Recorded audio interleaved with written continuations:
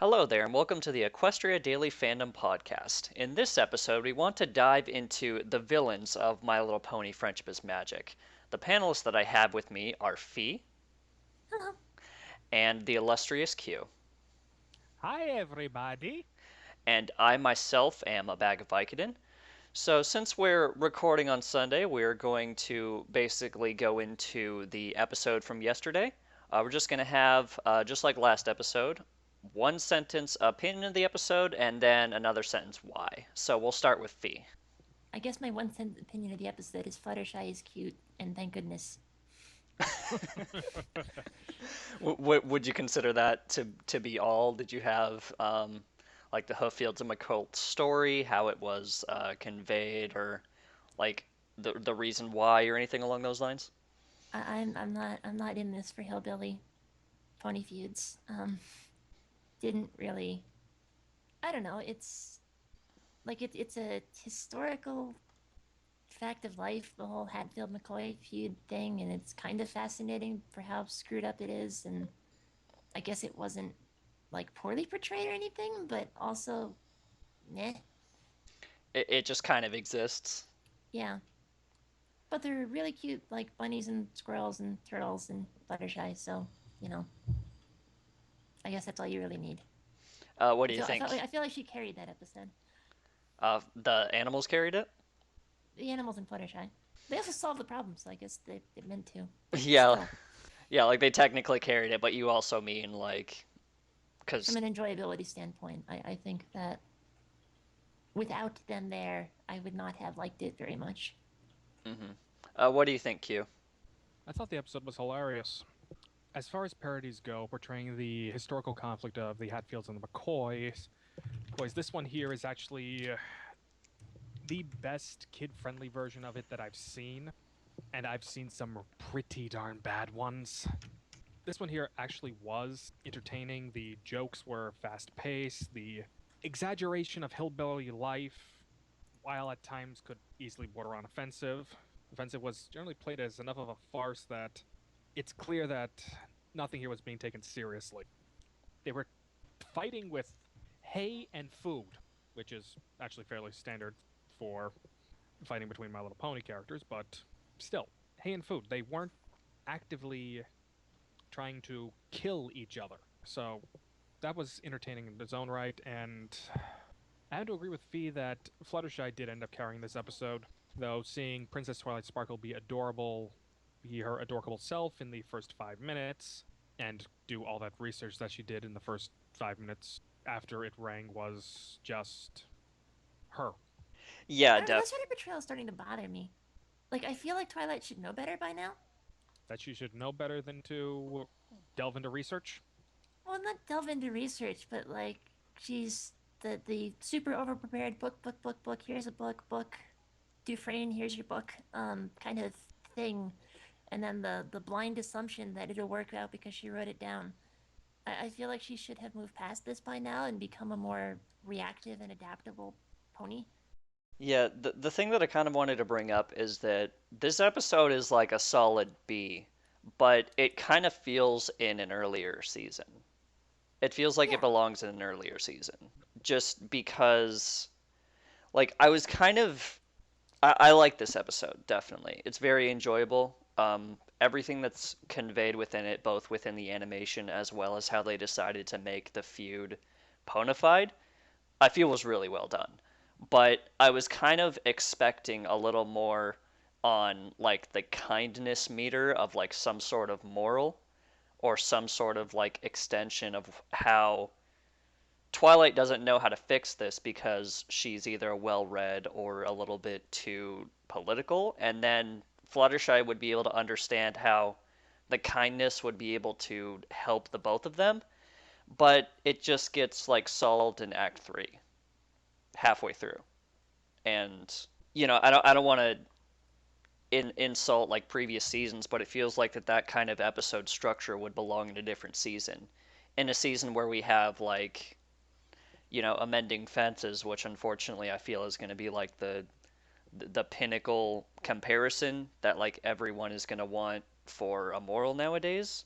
But yeah, I just felt like I wanted something more along the lines of the kindness motif, and it was just kind of everything went to hay at a handbasket until the end of Act 3. Was there any sort of thoughts you guys had to add to that? No, I think I would agree with that. Like, take it in a vacuum, the episode is pretty solid. There's a lot of things to like about it. It's got most of the key elements and a couple of new things, new tricks and twists that make people enjoy the show in the first place. And there's no reason to like hate it or anything like that, despite earlier harsh comments on my part. But like, shows don't exist in a vacuum, which is the unfortunate part. Is you the more of a library you build up, the more stuff you have to compare things to, and the harder it becomes for things to just stand on their own without pulling out weird, like, anti razors and things. And I'm glad they're not doing that a whole lot in this season. But it's a unique challenge that they're going to have to start learning how to overcome, which is the victimization of your own success. That'll be interesting to see how season 6 handles that. Yeah, definitely. Because like the way that they conveyed the Hatfield and McCoy feud was very well done for like a kids show. Because I believe it starts off with like a death. I'm on the page right now, and like the way the feud starts, yeah, someone was killed by rebel forces and everything, but it just immediately starts here with like a disagreement, as most things do. Like that's Mm-hmm. how the Wendigo started. I will say this: they handled it a lot better than the last Airbender did. Oh yeah. I'm actually curious because I haven't seen that episode. Are either of you more versed in Airbender and you'd be able to kind of explain the reasons why? The Great Divide. Quite easily, in terms of quality of Avatar: The Last Airbender episodes, considering that the whole series is basically high quality, this one episode from season 2 is quite easily the was it no, it was season 1. It was book 1, yeah. Yeah, it was book 1. It's book 1. This one episode from season 1 is quite easily the low point of the series. Not because it was poorly animated or poorly acted, it was just oh so very, very, very stupid, to It put was that completely mildly. and utterly pointless. Yes, especially with how the Avatar managed to solve it with just by lying. Oh, Which didn't make any sense. You know, like, so you've got your No. standard, like, Hatfield McCoy feud, right? You know, two groups of people that are fighting and have been fighting for so long they no longer remember why. And then we sit there spending a bunch of time in the episode, even though we're supposed to be traveling somewhere more important. And then in the end, He solves it by lying. Aang tells a story about like two kids fighting over a ball. And they're like, oh, that's what it was about? Well, that's stupid. Let's just be friends. And then he admits to his friends afterwards, oh, I made it up. And everyone's like, what? And then the And audience is like, huh? and yet And then, Katara was impressed. yeah, I guess she was, but like, whatever, because everybody is just too busy being lost about the whole thing. And I mean, it's how you don't do that, because there's no emotional payoff. There's no like lesson learned. There's no thematic like touching on things. It's not even really all that funny, because feuds are not inherently hilarious, even if the arguments that they can create can be. The Um, one high point of that episode was that it actually brought Renee Aubanjonois into the Avatar franchise, and if you know me at all, you basically know that I'm a huge Star Trek fan. So them bringing in Constable Odo into Avatar was great. Having him then show up again as the Mechanist later on in book 1, and then returning again in book 3, happy day. so the comparison that you would make between both in the Airbender and then in this one is that the MLP one is more structured and able to kind of be aware of its environment and like its own themes of friendship and disagreements and everything, always ruining everything around it, whereas the Avatar was just kind of insubstantial. yeah. Well, the big difference is that the pony version knew where it was going from the beginning. The pony version also knew it was going to be a farce from the get go, so they just really amped up and just completely hammed the entire Hatfield and McCoy I guess the other problem with the feud. Airbender version was that there was literally no reason for them to be in that situation in the first place, because they had a flying Bison. bison and they just weren't riding it for no reason. Yeah, they Oh, could have made multiple trips going across the Great Divide. okay, that because I haven't seen either Avatars, so I kind of feel in the lost. But when you explain about it being kind of just an insubstantial episode that really shouldn't have happened, that does make a lot more sense. Even the creators of the show basically admit that same thing in the penultimate episode of the series where they end up doing the Ember Island players and they recap the whole series as a play, and then they end up getting to the Great Divide, where the actor ends up playing Sokka says, "Let's just keep flying." Oh, so, yeah, so they retcon it basically. They Well, they lampshade it. Oh, Yeah, they okay. lampshaded it. They knew it was a bad episode. They realized after the fact that they really shouldn't have done it. But it's like, it's done, it's there, it's aired. So it's like, let's never speak of it again. Alrighty, well, I think that that'll sum up our discussion of yesterday's episode. So it seems that it's basically very good. Does feel like it should be in an earlier season, but that's kind of one of the problems that we'll just have to see them overcome in future seasons. But our main discussion of this podcast was considering the villains of My Little Pony Friendship is Magic. So we've had a lot of villains throughout this entire show. We've had them in premieres, in finales, we've had them in their own episodes right in the middle, like Trixie. We've had them in the comics, which is why we have Q aboard this time, but we all know the villains. So the first question that I wanted to ask for Fee is that who's your favorite villain and why? Okay, so I spent a bit of time thinking about this, trying to come up with the most hipster answer that I could, but in the end, I kept coming back to Chrysalis. And the reason for that is like what she represents, like the type of villain that she is and the kind of plotline that she enabled are just some of my favorite things in storytelling. I really enjoy like grandiose villains that are like really planning 3 steps ahead and pushing for things and are like really like subterfuge sorts of things, turning people against one another. And the concept of like shapeshifting and whatnot is always really cool for that sort of thing and enables very interesting sorts of stories. And I felt like she handled herself very well and still has the best song to date, which helps. Oh wow! After 3 seasons, you still think This Day Aria is the best? Yes. It's I mean, if you push me on that, I will probably keep changing my answer. It's why I never commit to a thing being the best. I always give lists of things. Mm-hmm. But yes, it still stands the test of time. It's still great. It's still one of, if not the best. Yeah, I will definitely say it stands the test of time. I mean, you can look up This Day Aria on YouTube and it has like millions of views on a bunch of channels too, not just one video. Mm-hmm. How about yourself, Q? First, I'm gonna make a quick little comment to Fee saying that you would absolutely enjoy the first arc of the My Little Pony Friendship is Magic series. You'd enjoy Chrysalis's Fiendship is Magic issue, and you'd also get a real good kick out of what's currently going on in Friendship is Magic with the Siege of the Crystal Empire arc. And that's all I'm gonna say about that. So yeah, for me, I'm gonna end up breaking this up into 2 responses. Show villains, my absolute favorite is Discord. I can answer that basically with one sentence as to why. Uh, Discord is the Discord is based at its very core an evil version of Q from Star Trek: The Next Generation. Mm-hmm. The fact that he's also played by John Delancey, who also played Q in Star Trek: The Next Generation, it's like my childhood is coming back to me whenever I hear Discord on the show.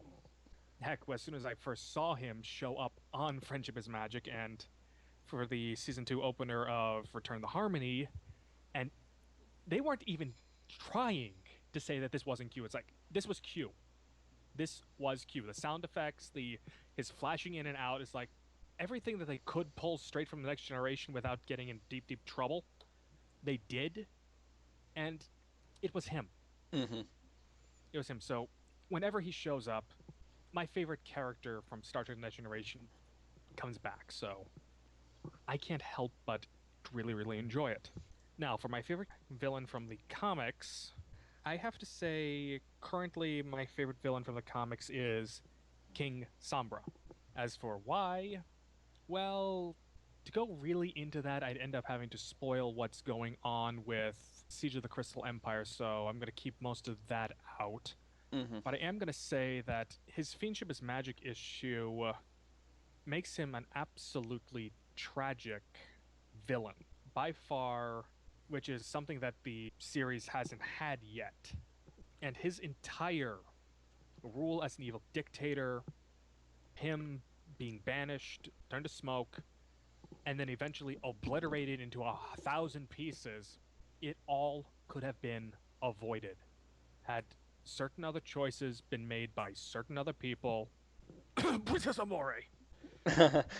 You okay? You need a Certain other times. tissue? I definitely understand the.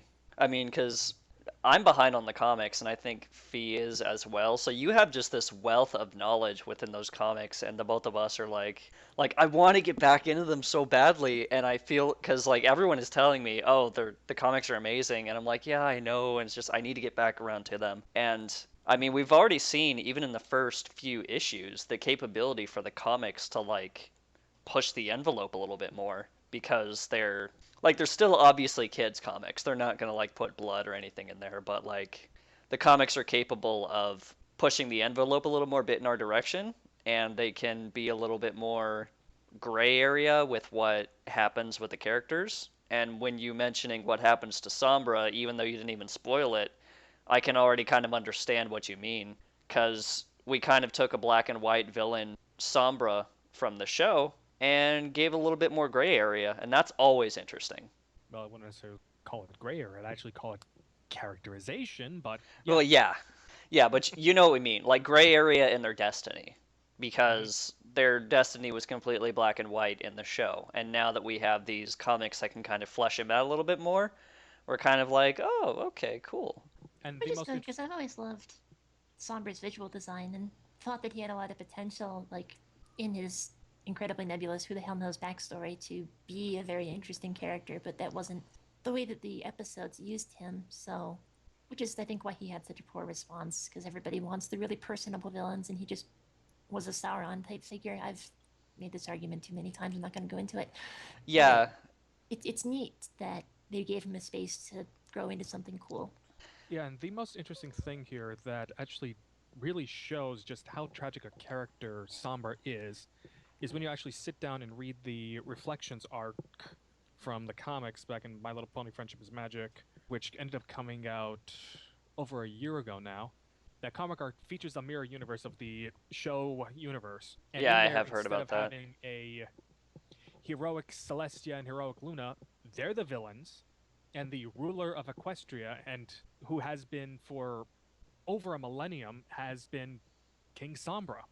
So it's like the evidence is there in the comics that proves that beyond any doubt that had certain other choices been made, the outcome of evil King Sombra could have been completely avoided, or possibly delayed, considering the ending of Reflections. But I won't get into that. hmm So I actually had a follow-up question regarding all of the villains in the comics, because the ones that I'm aware of are Nightmare Rarity, Chrysalis, and then whatever happens in the Reflections arc. Are there any other villains of note that were in the comics and that you could kind of say can be differentiated from the MLP villains of the show that we've had?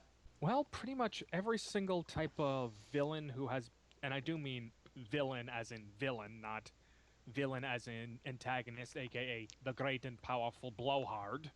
Well, yeah, I mean, like, because Diamond Tiara was in her Friends Forever, or whichever one she was in. She was technically the anti hero, villain-ish, kind of. I don't mean that. I mean, like, a season-long, or no, like a comic-long arc, or like at least 2 issues where they're the villain in it, where there's a noticeable difference of how the villain was portrayed or conveyed than an episode of MLP. Well, that's pretty much been just about every single villain who has shown up in the comic book arcs, starting with, well, can't really count. Actually, yeah, you can count Chrysalis among that once you actually sit down and read her Fiendship is Magic issue. I'm not going to say why, other than that, Fee, you are going to love it. Read it. Read it. But yeah, starting with Nightmare Rarity, she is. First of all, I hate the idea that the whole descending into nightmare thing is an entity, and that's what the whole nightmare is. It's that it's an evil entity that possesses ponies who have weaknesses in their spirits or emotional state or mental state. It takes advantage of it, transforms them into an evil being that then in turn suppresses their free will, which in turn ends up freeing Luna of any and all culpability of her actions as Nightmare Moon. And I'm like, no, don't do that, don't do that, don't do that. So that's the first one right there, is an evil parasitic entity that possesses ponies into doing their own bidding. Let's see. We haven't yet had any evil mirror counterparts of the evil universe mirrored counterparts of any of the main series characters, so characters from a parallel universe that are the same and yet evil and opposite from our heroines. But do they Which have was the goatees? Let's actually, yes. Yes. Yes. Are you serious? I'm pretty sure that evil Luna and evil Celestia were at one point dining on cookies.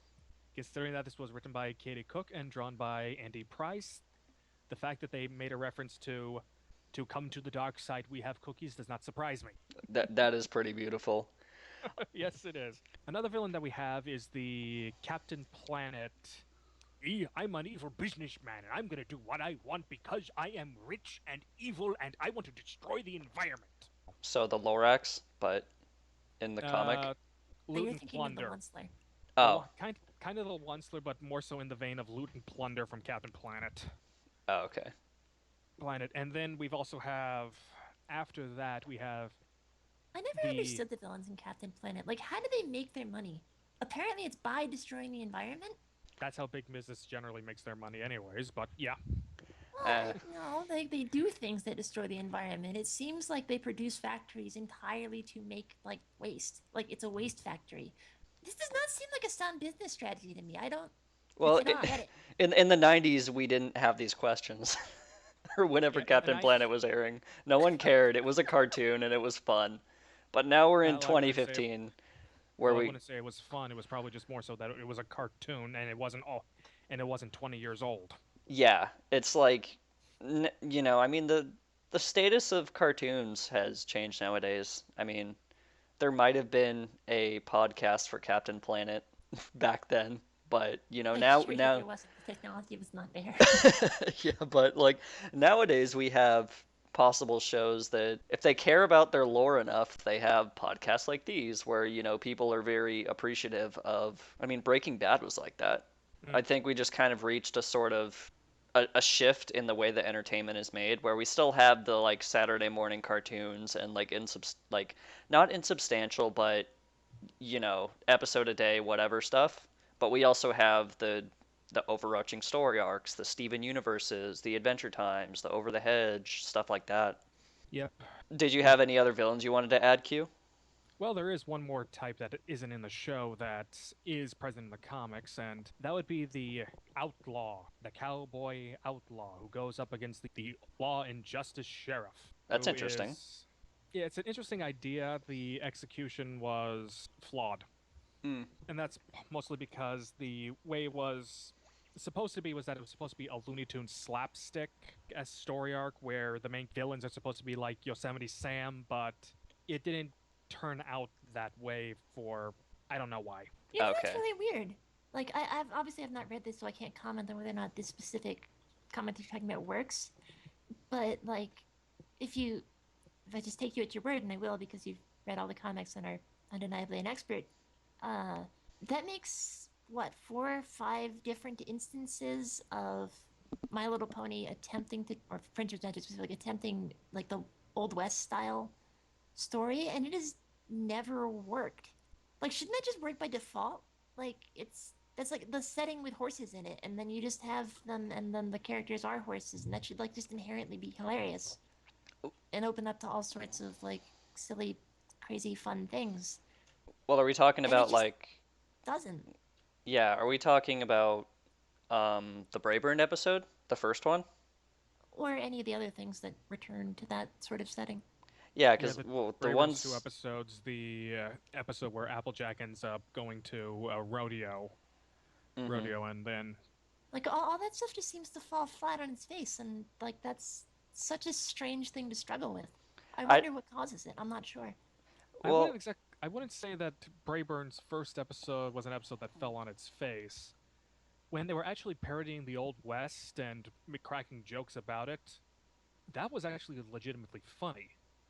When they Oh, tried I thought to. it not only fell on its face, but like slid 50 feet through the mud and then like rolled over backwards into a ditch full of like prickers or something. Because it, The Brayburn episode? I was. uh, Yeah, I mean, I was going to say that once they started getting into the Native Americans versus the expansionist West storyline, that yeah, that's kind of when it started to go downhill. But the jokes about the horse-drawn carriages, the horse-drawn carriages, mhm. their Wild West dances, their Mild West dances, and Yeah. well, you're basically, right. Those were some when they nice, were nice little one-liners. But I mean, like that's the sort of thing that you're working with. That's the depth of the material that you have to tell funny stories in, and somehow it doesn't work. It's the tone, right? Like maybe I'm just taking a shot in the dark, but it feels like when you have those sorts of settings, you're expected to have a sort of tone instead. Because like apart from a few parody Wild West movies that I've only heard of, it seems like every Wild West movie is dead serious. every single one is. However, then you end up going back to the Looney Tunes and you end up watching Bugs Bunny go up against Yosemite Sam. It's like this is genius. Yeah, that's true. So maybe because like S- I So find the Brayburn episode funny, but like I guess sort of in the same way with that Avatar episode, it feels like the environment of the Old West and everything just kind of feels like it's there for the jokes. And then when you slide into like the Native American and the that other territory, it kind of is a balancing act pretty much. I don't think the episode fell flat on its face, but it was definitely a sign of growing pains. It was in season 1 after all.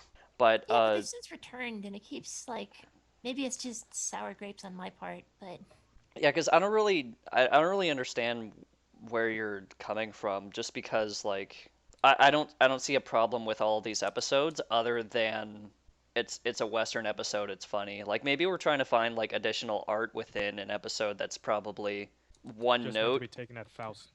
That's meant to be taken at farce value, Yeah, yeah, like which no, the I whole mean, it's one just don't note, try. kind of like the McCoy's episode. Because like that episode was one note, but it wasn't like it didn't fall flat on its face or anything along those lines. It was just it happened. And I feel the same way for both the last roundup and the Brayburn episode. Well, Troubleshooter's episode was also a western, and I thought that That was one actually was a. weird. I I thought wouldn't that go. one was so meandering and pointless. Like that's what I'm referring to. Like when I say that they struggle with the Western aesthetic, like, is it so hard to just writers of My Little Pony? I know you're not listening, but I'm gonna tell you anyway. Write a hoof full of bits. Just do it. Just blatant. Give me a Clint Eastwood pony and stick him and just like make a friendship problem around that and just go. I promise you, it will be gold. There's so much potential in this setting and those types of stories for My Little Pony to thrive in, and I feel like they just keep shooting wide of the mark, and it's annoying me. Yeah, I guess is what I'm perhaps. getting at. Yeah, perhaps it's just they're not parodying it enough. Like it's just for visual gags, and then they go super serious with the entire aesthetic, which Mm-hmm. I guess kind of feels out of place. I think I'm understanding where you're seeing it now, because like Yeah, sorry it took so long to get there, but no, but yeah, it makes sense. But yeah, I totally see what you mean. Like it feels because with Looney Tunes, the Western aesthetic is really parodied. Like it's Oh, either turned up to unbelievably 11. so. Yeah, it's either turned up to 11 or everything just like doesn't work but intentionally. Like guns will blow up in their face because the guns were terrible back then or like simple stuff like that. Or When they'll Bugs just Bunny places his finger blocking the yeah. Yeah, yeah, barrel of the yeah. gun from firing out. But the next question that I had, actually, we're just kind of gonna rapid fire all of the villains that I could think of, and we're gonna just sort of put general opinions on those villains, and then we're gonna go into like the audience questions because I feel that those could structure into kind of what we want to say for these ooh, tier villains. lists. Those are never controversial. Yeah, no, not at all. But okay, so Trixie, her first episode, Fee. How? Because we've had certain people that have previously said that that episode is probably the worst villain episode ever because it deals with heckling, which is inherently something that's usually on the other side when it comes to like actual, because like basically the main six were heckling Trixie the entire time. Oh yeah, no, they were totally being jerks to her, and she responded in very fantastic and like manner, and it was great. I actually don't think that episode is bad, or really agree. I mean, like I understand where people are coming from if they say that, but it's a fantastic episode about. So there's two ways of dealing with self-esteem issues, right? Hmm. You're either Trixie or you're Twilight in that episode. This Yeah, pretty much. you see these issues and you get attacks on your person, and you either respond in like, or you like sit there and mope and feel worthless and like don't do anything, even though you're potentially no, there's the potential you are amazing, and maybe you don't see it because the world keeps kicking dirt in your face and whatnot, and it's like the spinning of those two ponies and the way that they interacted and the foils they presented for that kind of problem that is something that a lot of people should be able to relate to, I would think. I thought was like really cool. And then also in that episode anyway, Trixie was really fun. It's Yeah, she was kind of like a fun bully. It's kind of. yeah, like she's a bully with stage presence. Hmm. And that's very memorable. I wouldn't even go so far as to say that she's a bully. Bully in her first episode appearance, she was clearly putting on an act while on the show, and even that I wouldn't even call her a villain. She was Well, she's yeah, she not was a actually villain, but she is a bully. She turns into a villain in Magic Duel. I mean, that was kind of one of Twilight's crowning lines, right? She turned from uptight and egotistical or something like that to mean and nasty. well, Mm-hmm. that was also because of the corruption of Yeah, the Alicorn amulet driving her insane. but that's what I mean. Like, is that she? I'm kind of backtracking on what I said. Like, she's not a bully in her first episode. I She's think she just kind is. of defensive over her powers, and the only way that she could do it is to outwit other people, which kind of makes sense in in the context of the episode. I just feel like it's weird. Well, I mean, like it doesn't make you not a bully if people are being mean to you. Like you can't. The reason why Trixie failed and got run out of town and all that stuff is because it isn't okay to like humiliate people Hmm.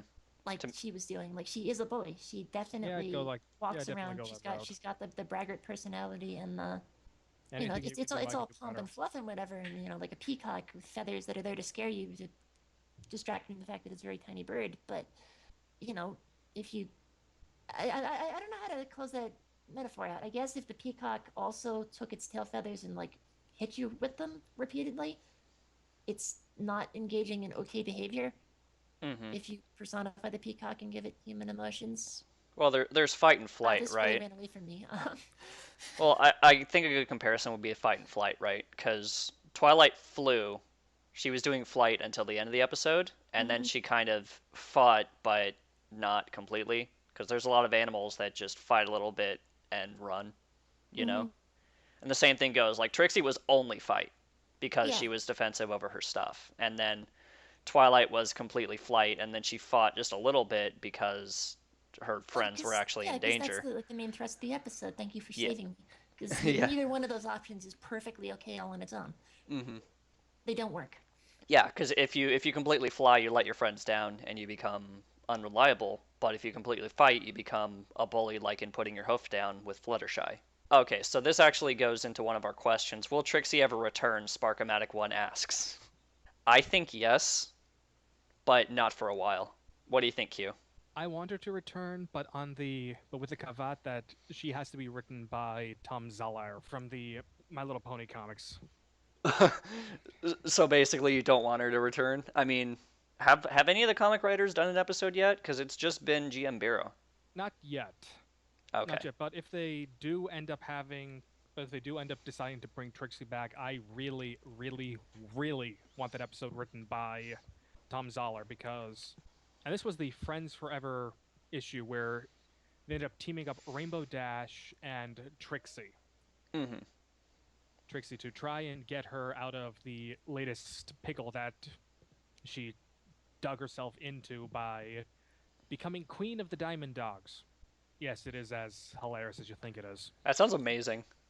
It is, but the absolute best part of that issue here was And this is what I ended up understanding after I ended up talking to Tom at a couple of conventions, was that he wrote Trixie as Harry Mudd from Star Trek the original series, I have no idea who that which is. you really should watch some classic sci-fi, especially Star Trek, and Harry Mudd's episodes in particular are brilliant. But anyways, Harry Mudd in the original series is the antithesis. Actually, yeah, that is the right word. He is the antithesis of Captain James T. Kirk. So he ended up writing Trixie as Harry Mudd, and then ended up writing Rainbow Dash as Captain Kirk. And they are both so perfectly in character to their My Little Pony characterizations through that lens of competent Starfleet captain and swagging, lying pirate that, please, give me some more. What do you think, Fee? Okay, so for the show, I think that Trixie should never come back. I'd be fine with that. I think the scope of the show and the things that it deals with and the things that it has to deal with for it to continue to be the show, I think she's played out. And she's had 2 episodes, which is more than I thought she could do in the first place. But the second one involved stripping away a lot of the elements that quintessentially made her her.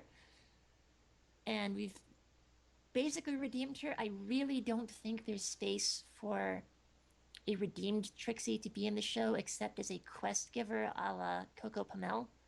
Yeah, I And I was. don't like the idea of Trixie in that kind of role. So I feel like there's no space for her left, and she's best left alone or put into other media. Yeah, I was thinking she could kind of be like a Zakora-ish figure, where she's kind of just doing her own thing, and Mm-hmm. Well, it's maybe just if that, it. like, Trixie's skill set is that she doesn't have one. So She's an. she can't be a Zakora figure because she can't give advice. Well, she's an entertainer, so yeah, that does make Yes. sense. I see what you mean. So let's see. So let's go on to Somber or Queen Chrysalis. And this particular question from Pony Elf asks, which one would you like to see return in a future episode? So Somber or Chrysalis? We'll start with Fee. Oh gosh. Hmm. I guess I'd have to say Chrysalis. I mean, I suppose that shouldn't be super surprising since I was so like vehemently in favor of her at the start of this as the best villain. But I actually like it's just kind of a rehash of the Trixie question because like I feel like Chrysalis is the one that has room to do more in within the scope of the show. Sombra would be a little bit weird, and I've yet to see the the show's pacing. Like, if there's an issue with the amount of time they're allotted in an episode or 2 episodes, that always seems to wind up cutting them short.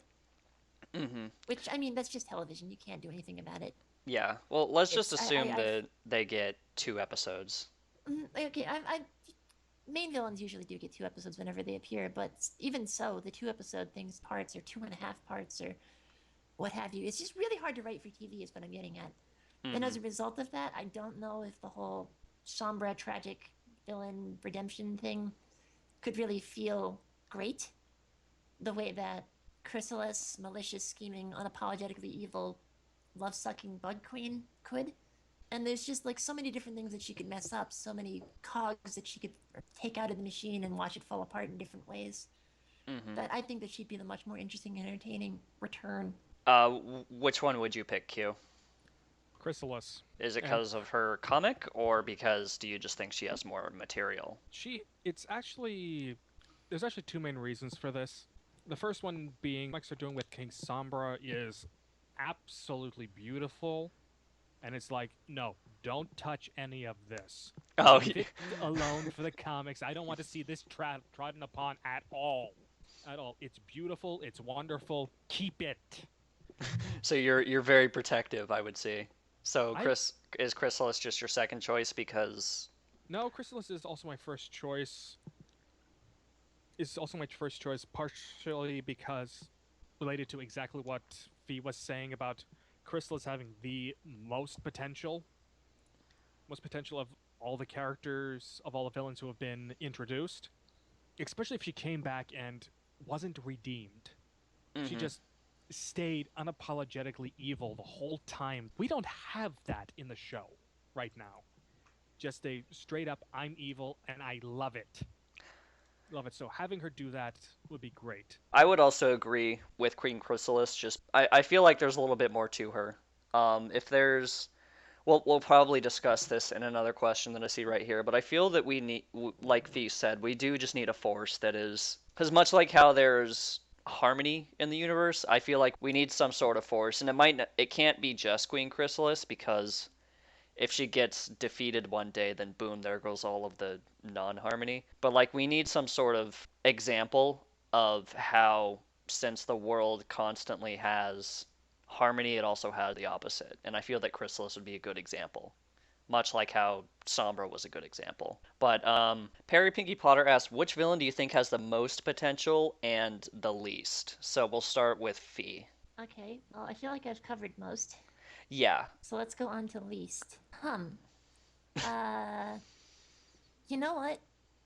This is going to sound really weird coming in the middle of this season. I suppose we're toward the end of the season, but whatever, pedantics. Starlight Glimmer. I could see that. I think that her potential is exactly what it says on the tin, which is great for what they're doing.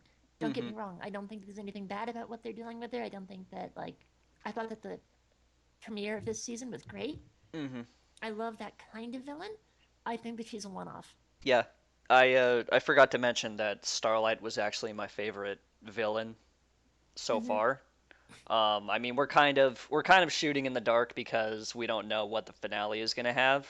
We'll probably do a podcast later about the finale and just Starlight Glimmer in general. But yeah, I love Starlight Glimmer because she's like the antithesis of the Tyrek villain.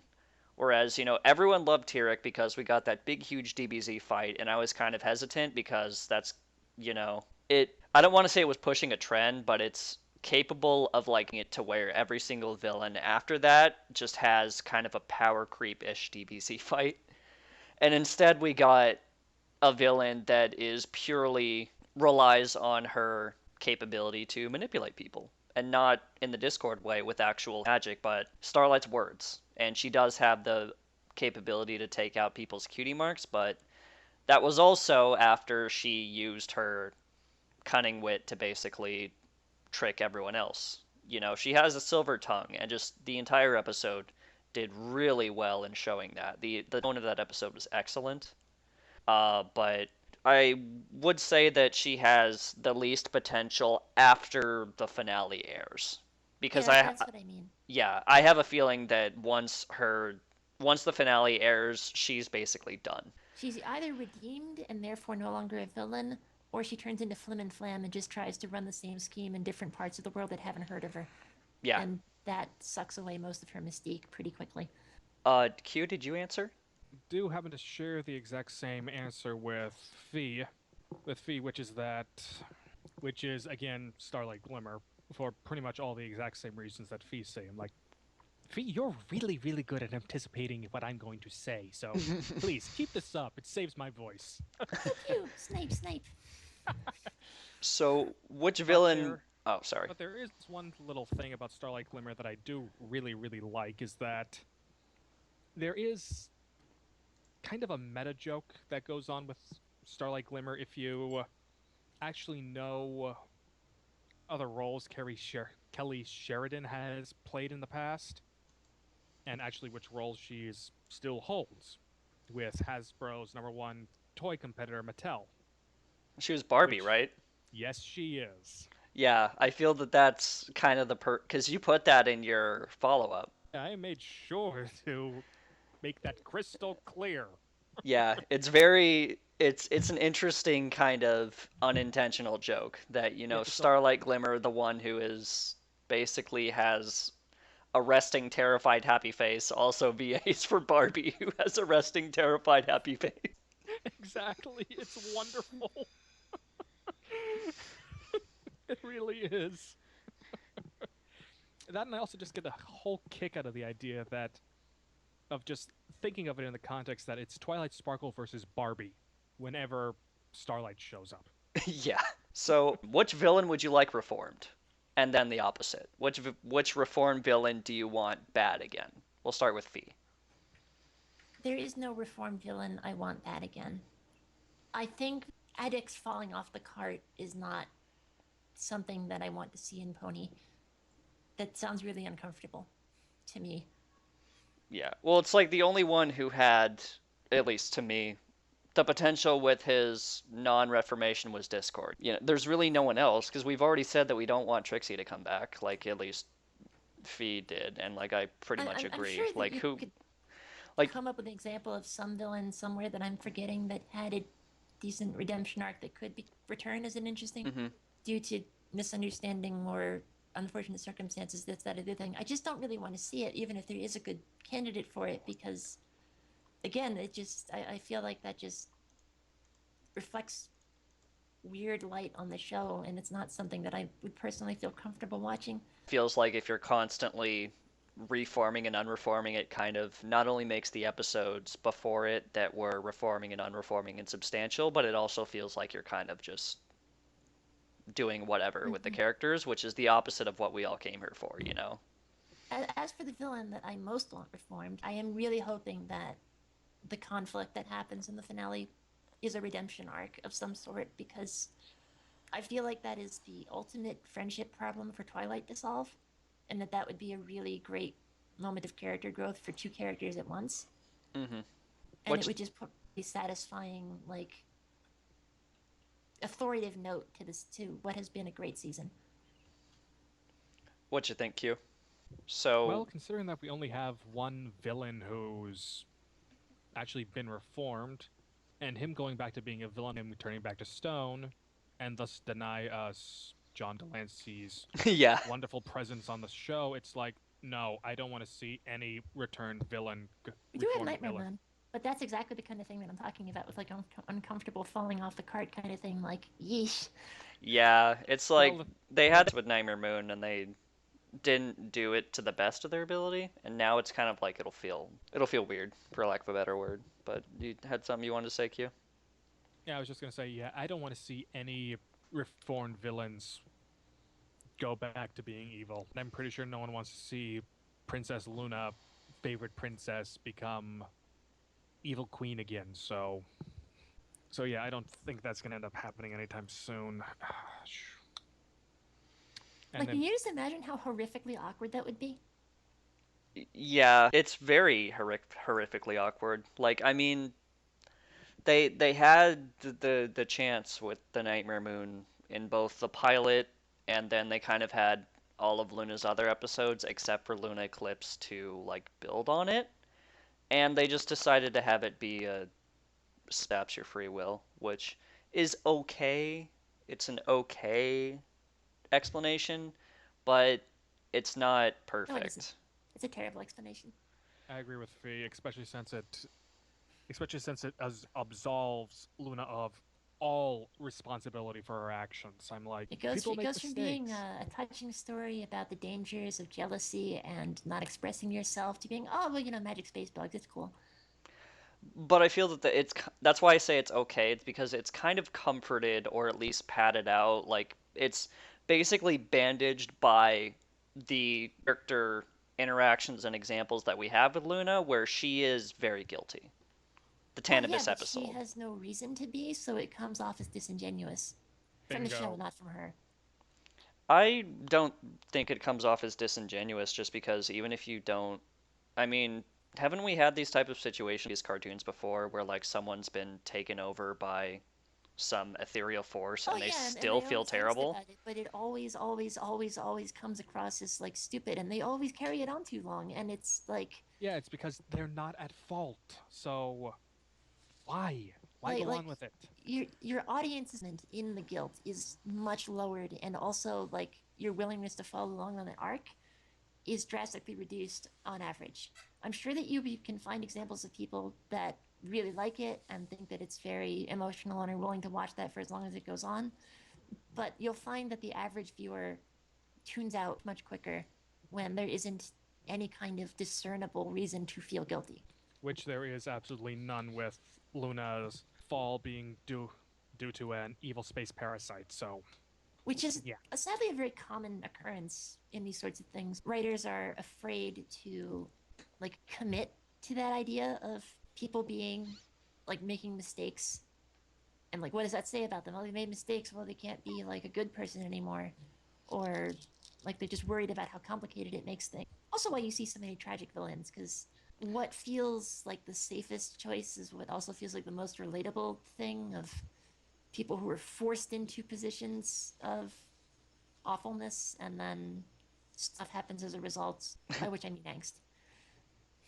Yeah, that's pretty much Sombra's current arc in the comics, but it's just so beautifully well done, so I can't complain. Mm. Emerald Skies asked, villains are meant to be a portrayal of everything we shouldn't be or become. With that in mind, is there a villain that you could somehow relate to or see yourself as? Fee, go. Oh goodness gracious. It's easy to see myself as a villain in any setting. Um, honestly, I keep going back to Starlight Glimmer, but like that's probably the archetype that I would fill, the horseshoes that I would do, is, you know, like, as I see her as like a person who is simultaneously suffering, like person pony, simultaneously suffering from delusions of grandeur and horrific self-image. Like I expect that it is a massive overcompensation thing for feeling really crappy about herself, and that she's being emotionally manipulative and bullying people and forcing them to like give up control of their lives to her so that she can lord it over them, and, you know, basically sit there in a metaphorical ivory tower feeling really great about herself and how she's better, literally better than everybody. And that's the person I try every day not to become. So So you're thinking you could just have like one final push, as the Joker says, and then boom. pretty much, yes. What you think, Q? If I were given the opportunity to be a villain, and which one I end up relating myself to the most, I would have to say Chrysalis. Surprisingly. Surprisingly, mostly because, like the manipulator archetype character, I like the character who's lie through their teeth and be absolutely revel in being bad and feel no guilt, no remorse for their actions whatsoever. I mean, Fee, you were witness to my first two Cars games, and I mopped the floor playing playing that game twice with veterans of the game. So it's like, yeah, yeah, just being able to let go of any and all responsibilities and just revel in being bad is something that I would probably take to an absolute extreme. So, yeah, Chrysalis. Yeah, I'm kind of dancing between Chrysalis and Starlight Glimmer. You know you want to see Diamond Tiara. But she's I not a mean, villain. yeah, Diamond Tiara's not a villain anymore. She's been redeemed. Well, she So wasn't a villain. She wasn't a villain to begin with. she was a lower scale. She was a snit. No, don't make fun of my Diamond Tiara. She's mine. But yeah, the thing is that if there's, as Q pointed out, there's an inherent fun in being able to just not care about the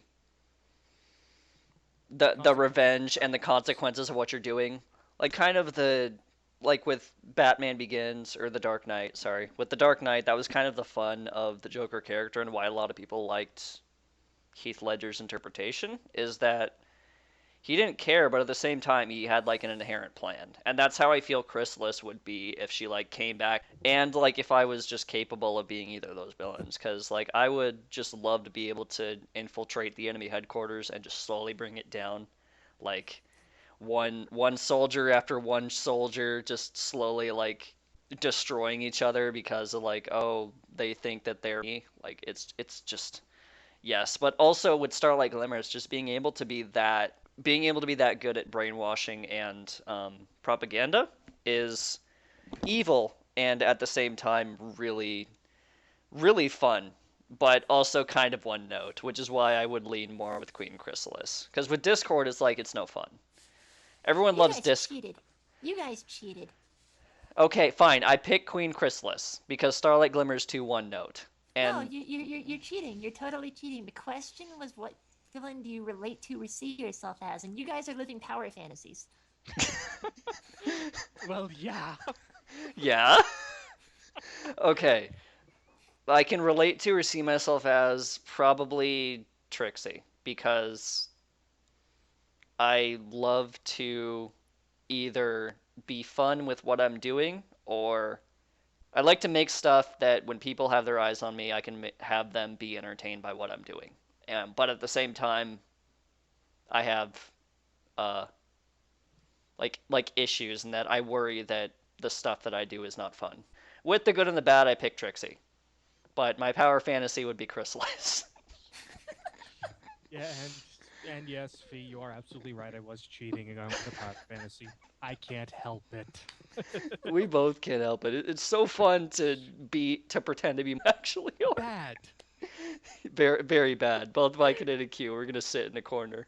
But yeah, I actually do have a legitimate answer to that question. And believe it or not, Sombra. For the reasoning why, you'd have to read Fiendship is Magic #1. There is a lot in that issue, and particularly in that portrayal of Sombra, that having happened to me in so many ways that, in many ways, what I've seen of Sombra just reminds me of myself and how quite easy it would have been to go down a different path.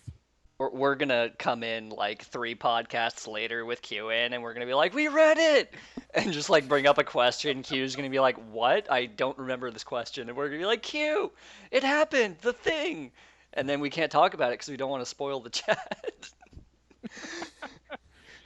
But yeah, that conclude this week's episode of the Equestria Daily Fandom podcast. I very much thank Fee Goodbye, everybody.